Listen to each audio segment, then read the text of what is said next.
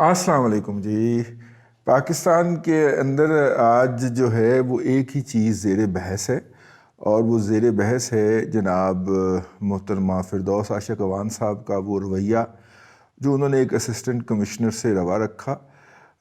سیال کوٹ کا جو کوئی سستا بازار تھا یا اتوار بازار آپ ان کو کہہ لیں، اس میں وہ گئیں تو ان سے بقول ان کے حامیوں کے ایک بوڑھی خاتون نے آ کے شکایت کی کہ اسے جو پھل دیے گئے ہیں وہ مناسب نہیں ہیں، وہ گلے ہوئے پھل ہیں۔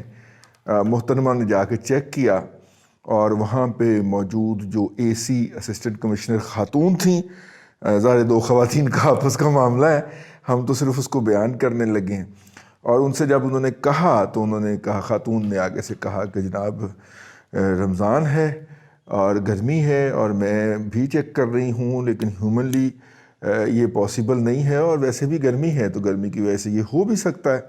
تو وہ پھر انہوں نے کہا کہ تم باتیں کیسے کرتی ہو، اور پھر انہوں نے جو بھی گفتگو کی وہ دہرائے جانے کے قابل نہیں ہے۔ یعنی آپ دیکھیں کسی خاتون کی گفتگو اگر دہرائے جانے کے قابل نہ ہو تو اس کا مطلب ہے وہ کتنی خوفناک گفتگو ہوگی۔ اب اس کے اوپر اس وقت ایک بحث چل رہی ہے، اور بحث جو ہے وہ یہ ہے کہ دیکھیے جناب، افسروں کا تو عمومی رویہ جو ہے وہ ایسے ہی ہوتا ہے، اور اس نے بہت اچھا کیا ہے اس کو ایسا کر کے، یہ کر کے، وہ کر کے۔ یہ جتنے بھی یہ لوگ یہ باتیں کر رہے ہیں اس میں حقیقت بھی ہے۔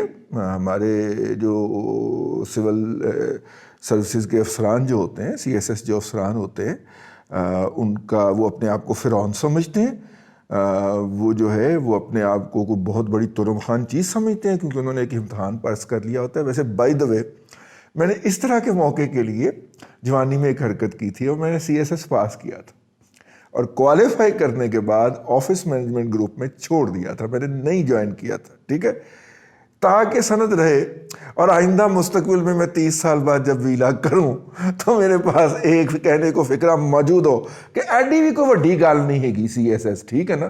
6 مہینے بندہ لگ کے محنت کر لے نا، اور تھوڑا سا اس کا ویژن ہو تو سی ایس ایس اے پہ آ جائے۔ اور اب مجھے پچھلے دنوں ڈی ایم جی گروپ کے ڈی ایم جی کے ایک بچوں کے گروپ کے ساتھ انٹریکشن کا موقع ملا، تو مجھے پتہ چلا کہ ہمارے وقت تو سٹینڈرڈ بہت زبردست تھا، اب جو ہیں اب تو بالکل ہی جنازہ نکل گیا ہے۔ میرٹ شیرٹ کا نہیں، مطلب کہ معیار کا جنازہ آپ کہہ دیں نکل گیا ہے، یا ظاہر ہے کہ ایک نوسٹالجیا ہو سکتا ہے میرا۔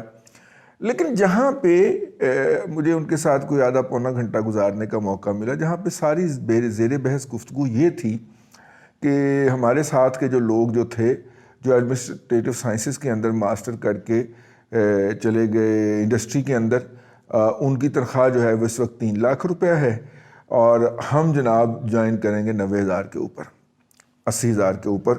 تو یہ تو کتنا بڑا ظلم ہے، تو ماما تو ادھر چلا جاندہ، اس ایس ایس وچ تو پاور انجوائے کرنا آیا، تو ساری چیزیں ایک پیکج میں تو نہیں نا شامل ہوتی، ٹھیک ہے نا۔ تو لیکن ان کو بہت دکھ تھا، اور وہ اس دکھ پہ کڑ رہے تھے اور چاہ رہے تھے کہ ہم بھی اس کے اوپر آواز اٹھائیں۔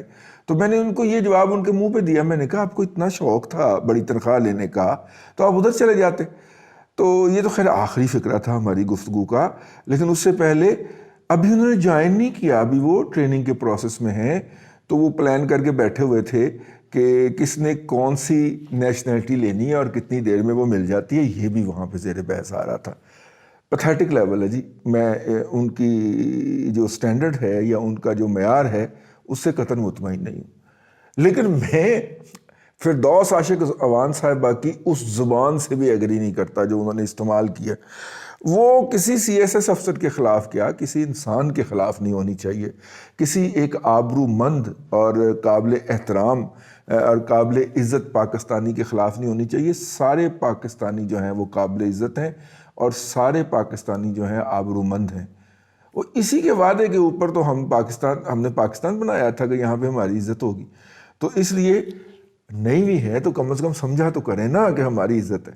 لیکن اس میں جو دوسرا پہلو ہے، اور دوسرا پہلو زیادہ خطرناک ہے، دوسرا پہلو یہ ہے کہ جب جناب عمران خان صاحب نے چھوٹی کابینہ رکھنے کے لیے دھڑا دھڑ ایڈوائزر اور خصوصی معاونین مقرر کرنا شروع کیا، اور آپ کو پتہ ہے عمران خان کا طریقہ واردات کیا ہے جس طرح اس نے 11 لوگوں کی ٹیم چلائی تھی 3 گروپ بنا کے نا، اس طرح وہ 50 ممبر کی اپنی کابینہ چلاتا ہے. ہر منسٹری کے اندر پہلے وہ منسٹر اپوائنٹ کرتا ہے. پہلے تو اس کی کوشش ہوتی ہے منسٹر نہ اپوائنٹ ہو، آدھا منسٹر یعنی منسٹر آف اسٹیٹ اپوائنٹ ہو جائے. ٹھیک ہے، پہلے تو وزارت کے اوپر منسٹر آف اسٹیٹ اپوائنٹ کرتا ہے، پھر اسی وزارت پہ ایک مشیر یا معاون کا تقرر کرتا ہے. 2 ہو گئے. ٹھیک ہے، اور ان دونوں کو چھوڑ دیتا ہے. لو بھی ایک دوسرے کو بمبوڑو، ایک دوسرے کے ساتھ لڑو. ایک سمری موو کرتا ہے کسی کی تو دوسرا اس کی ٹانگ کھینچ دیتا ہے، دوسرا اس کے اندر نہ مینگنے ڈال دیتا ہے. اگر دوسرا کو کام کرنے کی کوشش کرتا ہے تو پہلا اس کے اندر مینگنے ڈال دیتا ہے. ٹھیک ہے، پہلے تو وہ آپس میں لڑتے رہتے ہیں. اور جب اگر شومی قسمت سے کوئی سمری آگے آ بھی جائے تو پھر عمران خان ایک تیسرا ٹائیگر رکھا ہوتا ہے، اور وہ ٹائیگر ہوتا ہے اس کا ترجمان.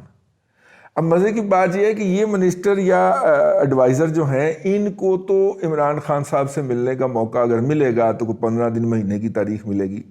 یہ جو شیروز ہیں یا یہ ٹائیگرز ہیں، ان کو وہ روزانہ بلا کے میٹنگ لیتا ہے. ٹھیک ہے، کرونا میں بھی انہوں نے شیرو ٹائیگرز کی میٹنگ نہیں چھوڑی. جو ترجمان ہے نام نہاد، وہ ترجمان جو ہے نا، دونوں کی جو لڑائی ہوتی ہے اس پہ لائیو کومنٹری کر رہا ہوتا ہے. اور اگر ملاقات آج شام کو ہونی ہے اور صبح 10 بجے اس نے 10 بجے SMS ٹھوک دیا. ٹھیک ہے، میں دیکھتا ہوں کہ یار ہماری کیا حیثیت ہے یار، 2-3 ہزار فالورز ہیں ہمارے، اور ہمیں اتنے میسیجز آتے ہیں کہ ہمیں میسیج دیکھنے کا ٹائم نہیں ملتا جسے کہنا چاہیے 24 گھنٹے. اور کئی میسیجز، کئی دوستوں سے تعلقات ختم ہونے کے قریب پہنچ جاتے ہیں. ان سے معافیاں مانگنی پڑتی ہیں ہاتھ جوڑ کے کہ یار وہ میں جو ہے وہ واٹس ایپ جو ہے وہ دیکھتا ہی 2-2.5 ماہ کے بعد ہوں، 2-2.5 دن کے بعد ہوں.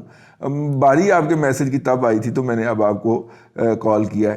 تو ایسی صورت کے اندر ہمارا پرائم منسٹر اتنا ویل ہے کہ وہ ان کے میسیجز کا لائیو جواب دے رہا ہوتا ہے. ٹائیگر تو ایسے کر، تو پھر ایسے کر. تو وہ خیر یہ ان کا طریقہ واردات ہے کام کا. ٹھیک ہے، اس طرح سے وہ کام نہ کرنے کی نا پوری ایکسرسائز کرتے ہیں. اس طرح انہوں نے 11 لوگوں کی 12 لوگوں کی ٹیم چلائی ہوئی ہے. 12واں ریزرو کھلاڑی بھی تو ہوتا ہے نا، اس کی بات کر رہا ہوں. اور ان کے وقت سب سے زیادہ گروپ بندیاں ٹیم کے اندر تھیں، آپ اندازہ فرمائیں. اور جس کے باعث ہمارے دونوں ڈبلیوز ایک دوسرے کے خون کے پیاسے رہتے تھے. یعنی وقار اور وسیم کی اپنے کیریئر کے دوران ایک دوسرے کے ساتھ بنی نہیں ہے کبھی. اور ان کی میجر وجہ جو تھی وہ موصوف تھے، اور دونوں موصوف کے بچے تھے. ٹھیک ہے، لیکن انہوں نے ان کو آپس میں لڑا کے رکھا ہے. اب پتہ نہیں یہ ان کو کب پتہ چلا ہے یا کب پتہ چلے گا کہ ان کو لڑانے والی اصل فورس کون تھی. لیکن جب وہ ٹیم میں تھے ایک ہی وقت میں تو دونوں ایک دوسرے کے ساتھ بہت سارے وقت میں اسپیکنگ ٹرم میں نہیں ہوتے تھے. ہمیں یہی بتایا گیا. آگے چلتے ہیں. اب موصوف نے پنجاب کو بھی ایسے ہی چلانا ہے، اور انہوں نے بنی گالہ کی سفارش کے اوپر موصوفہ کو وفاق سے نکالنے کے بعد صوبے میں نوکری دے دی ہے فردوس عاشق اعوان صاحبہ کو. لیکن جب انہوں نے دھڑا دھڑ مشیران اور خصوصی معاونین بھرتی کرنا شروع کیے تو کوئی صاحب جو تھے انہوں نے زلفی بخاری کی اپوائنٹمنٹ چیلنج کر دی، اور وہ چلا گیا معاملہ یہ جو ہیں اسلام آباد ہائی کورٹ کے جو چیف جسٹس ہیں عطر من اللہ صاحب، ان کے پاس. تو عطر من اللہ صاحب نے ایک فیصلہ لکھا، اور اگرچہ انہوں نے سرکار کے جو خصوصی معاونین تھے اور یہ جو مشیر ہیں اور معاونین ہیں ان کو رکھنے کی اجازت دے دی.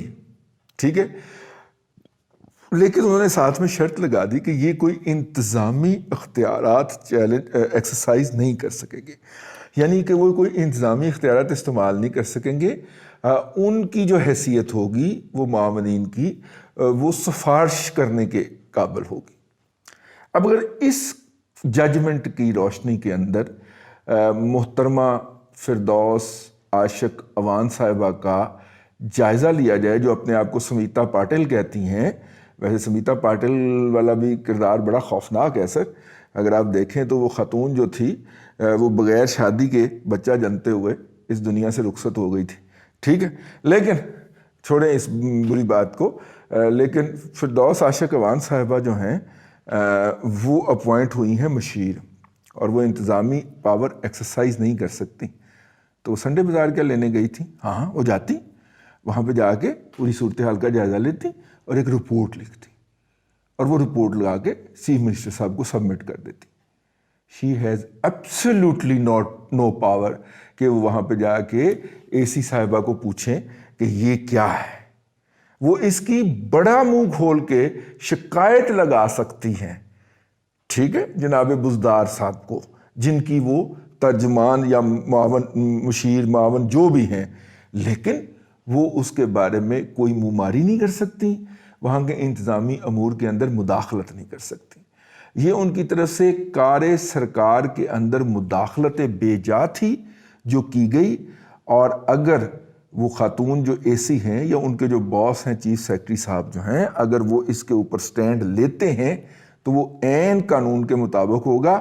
اور اگر کوئی بندہ جو ہے شرارت کرنا چاہے، ہاں میں شرارت کرنے کا بھی جو طریقہ ہم نہیں بتانا ہے نا، تو وہ ایک عرضی لے کے اطہر من اللہ صاحب کی عدالت میں اسلام آباد ہائی کورٹ میں پہنچ جائے کہ سر جی آپ نے تو یہ فرمایا تھا، اور یہ دیکھو مائی کی کاردی پھیر رہی ہے. اور پہلے بھی یہ مائی جو ہے یہ عدلیہ کے خلاف بکواس کرنے کے حوالے سے آپ کے ہاں معافی مانگ کے جا چکی ہے. تو اب یہ دیکھیں آپ کے آرڈر کی وائلیشن ہو رہی ہے. مائی نہ صرف کہ خود جائیں گی، فردوس عاشق اعوان صاحبہ خود تشریف لے کے جائیں گی، بلکہ اپنی تقرری کے اوپر جناب بزدار صاحب کا گاٹا بھی لے جائیں گی. یہ گارنٹی ہے آپ کو. یہ ایک تیر میں دو شکار ہوتے ہیں، لیکن اب کیا کریں، نون لیگ والوں کو تو بزدار بہت اچھا لگتا ہے. اور بزدار جو ہے وہ تو شہباز شریف کی ماں کی دعا ہے نا شہباز شریف کو، کہ پتر تیرے تو بعد پھر کہ ایسا ہی نکھٹو آئے گا کہ لوگ تینوں ہاتھ چوک چوک کے یاد کریں گے کہ کیا شہباز شریف سی. ٹھیک ہے، تو شہباز شریف جو ہے یا پی ایم ایل این جو ہے وہ تو یہ حرکت نہیں کرنے لگی. تو پیپلز پارٹی کا کوئی انٹرسٹ نہیں ہے، کوئی نیوٹرل پارٹی، کوئی تیجی پارٹی اٹھے، کوئی مطلب ویسے جماعت اسلامی سے سفارش کی جا سکتی ہے کہ اگر ان کو اجازت مل جائے تو وہ یہ حرکت کار گزرے اور فردوس آنٹی کی جو ہے وہ دھڑم تختہ ہو جائے. نہ صرف فردوس آنٹی جائے بلکہ بزدار شریف بھی جو ہے وہ چلے جائیں گاؤں کو واپس. یہ جناب آج کا ایک انٹرسٹنگ ویلاگ تھا. میں نے کہا ایک پوائنٹ میرے ذہن میں آیا تھا تو میں نے کہا کہ روزہ رکھ کے سونے کی بجائے آپ کی خدمت میں یہ عرض کر دیا جائے. اللہ آپ کو آسانیاں عطا کرے اور آسانیاں خلق خدا میں تقسیم کرنے کی توفیق عطا کرے.